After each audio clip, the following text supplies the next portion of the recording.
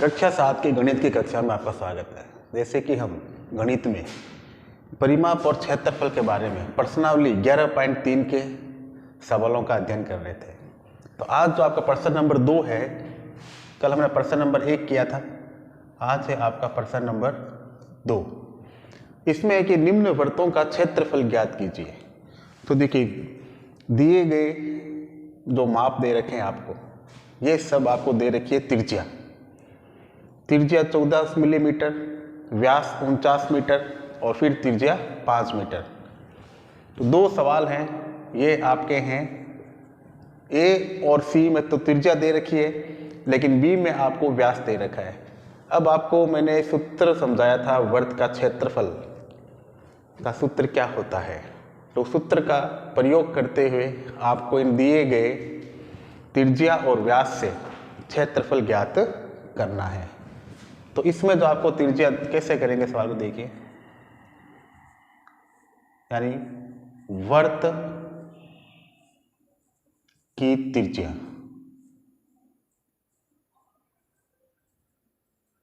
त्रिज्या को हम r के द्वारा व्यक्त करते हैं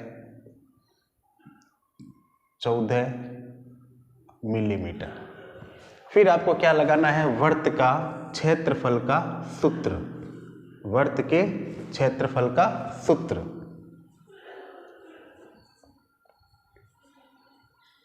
यानी वृत्त का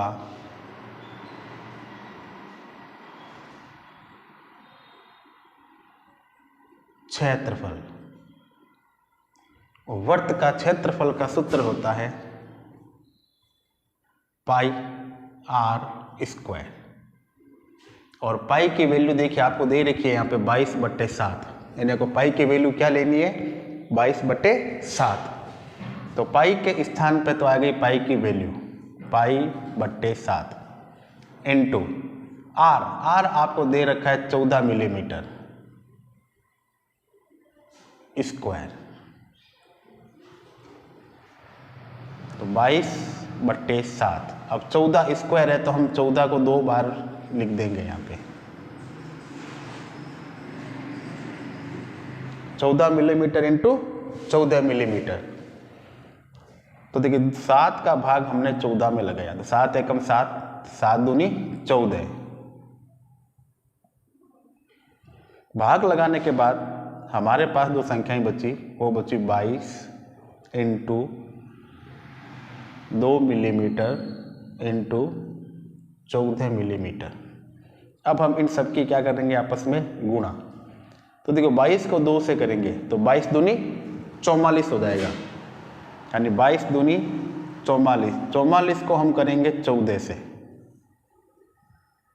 तो 4 चौक 16, 4 चौक 16 1 17 इंटू 4 एकम 4, 4 एकम 4, 6 का 6, 7 में 4 जोड़े 7 4 11, 1 हासिल, 1 कर 1 2, 2 4 6, तो ये आया 616। अब देखिए यहाँ मिलीमीटर मिलीमीटर, मिलीमीटर को मिलीमीटर से गुणा करेंगे तब हो जाएगा मिलीमीटर स्क्वायर, यानी ये निकला आपका वृत्त का क्षेत्रफल और ये आपका आंसर। तो इस प्रकार से आपको सूत्र के द्वारा वृत्त का क्षेत्रफल ज्ञात करना है। अब देखिए प्रश्न नंबर 2,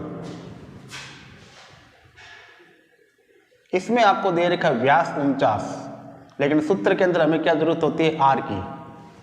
तो r निकालने के लिए हम क्या करेंगे, व्यास में 2 का भाग लगाएंगे, क्योंकि त्रिज्या जो होती है वो व्यास की आधी होती है। त्रिज्या जो होती है वो व्यास की आधी होती है। तो हम 49 में 2 का क्या लगाएंगे, भाग, और भाग लगाने पे क्या प्राप्त होगी हमें, त्रिज्या। तो देखिए सबसे पहले वृत्त का व्यास,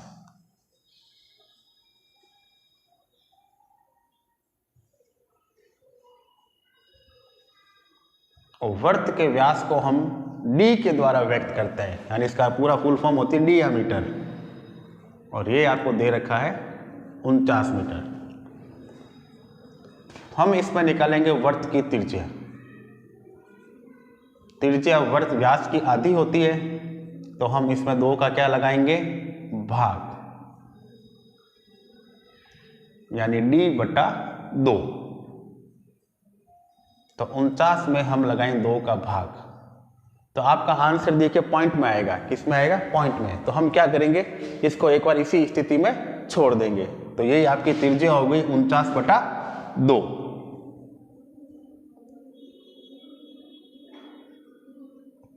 फिर वर्त का क्षेत्रफल, सूत्र वही πr²। तो पाई की वैल्यू 22/7 इंटू आर की वैल्यू 49/2 मीटर स्क्वायर। तो 22/7 इंटू 49/2 को 2 बार लिखना है, यानी मीटर मीटर। अब देखिए, सबसे पहले मैंने 7 का भाग लगाया 49 में, तो 7 सते 49। 2 का भाग लगाया मैंने 22 में, 2 एकम 2, 2 एकम 2, तो कितनी बार गया, 11 बार। तो संख्या हमारे पास बची 11 इंटू 7 इंटू 49/2। 11 into 7 into 49/2। अब सबसे पहले हम क्या करेंगे, ऊपर वाली सभी संख्याओं की आपस में क्या कर लेंगे, गुणा, और गुणा करके फिर 2 का क्या लगाएंगे, भाग। तो देखो 11 को 7 से मैंने किया, तो 11 7 77, 77 को 49 से गुणा करनी है, तो 7 9 63, 6 बच गए। 7 चौक 28, 28 के अंदर 6 जोड़ना है, तो 29 30 31 32 33 34। फिर 7 से गुणा करेंगे तो वापस वही अंक आएंगे, और टोटल हुई 3 4 3 7 4 3 7 और 3, यानी 3773 मीटर स्क्वायर बट्टा 2। अब आपको 2 का क्या लगाना है, इसमें भाग। तो सबसे पहले 2 एकम 2, 1 बच गया, 7 उतर गया, 2 8 16, 1 बचा, फिर 7 उतर गया, फिर 2 8 16, 1 बचा, 3 उतरा, तो 13 हो गए। तो 13 से छोटी संख्या होती है 6 दूनी 12। फिर 1 बच गया, यहाँ पॉइंट लगाया और हमने 0 उतार दिया, तो हो गए 10। तो 2 पंजे 10। तो हमारा आंसर आया 1886.5 मीटर स्क्वायर, और ये आपका आंसर। यानी इस प्रकार से आपको दी गई संख्याओं का त्रिज्या दे रखी हो तो सूत्र लगाइए क्षेत्रफल का आंसर, और व्यास अगर आपको दे रखा हो तो पहले आपको क्या ज्ञात करनी पड़ेगी, त्रिज्या। त्रिज्या व्यास की आधी होती है, तो इसलिए त्रिज्या का जो व्यास का जो मान हमें दे रखा है, त्रिज्या का मान निकालने के लिए हम व्यास के अंदर 2 का क्या लगाएंगे, भाग। भाग लगाने पे हमें क्या प्राप्त हो जाएगी, त्रिज्या। फिर वही वर्त का क्षेत्रफल रखिए और सूत्र लगाइए और इसको हल कीजिए। अब आपका अंतिम प्रश्न, इसमें आपको दे रखी है त्रिज्या 5 सेमी, त्रिज्या दे रखी है 5 सेमी,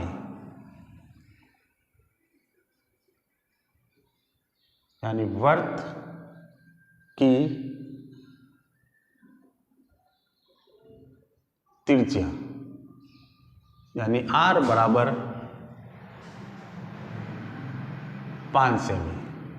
तो अब आपको क्या लगाना है, वही वर्त का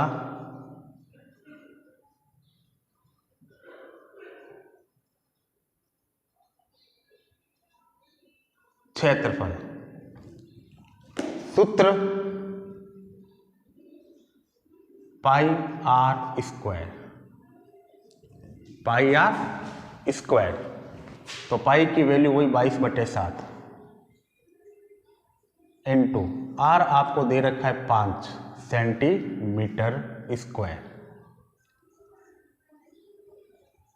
तो 22/7 इंटू 5 सेमी इंटू 5 सेमी, तो 22/7 इंटू, अगर 5 को 5 से गुणा करेंगे तो हो जाएंगे 5 पंजे 25।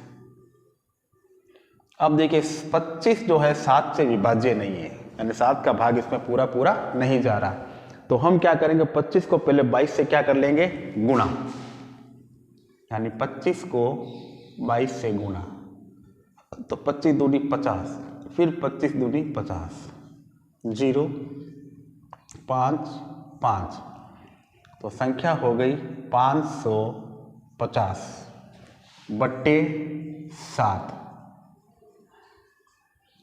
यानी 550 में आपको 7 का क्या लगाना है भाग। तो देखिए आपके पाठ्य पुस्तक में जो उत्तर दे रखा है आपको यही दे रखा है 550/7। अगर आप भाग लगाना चाहोगे तो आपका आंसर किस में आएगा, दशमलव में आएगा। तो फिलहाल अभी आपका यही आंसर है। तो अभी हमने प्रश्न नंबर 2 किया 11.3 प्रश्नावली का।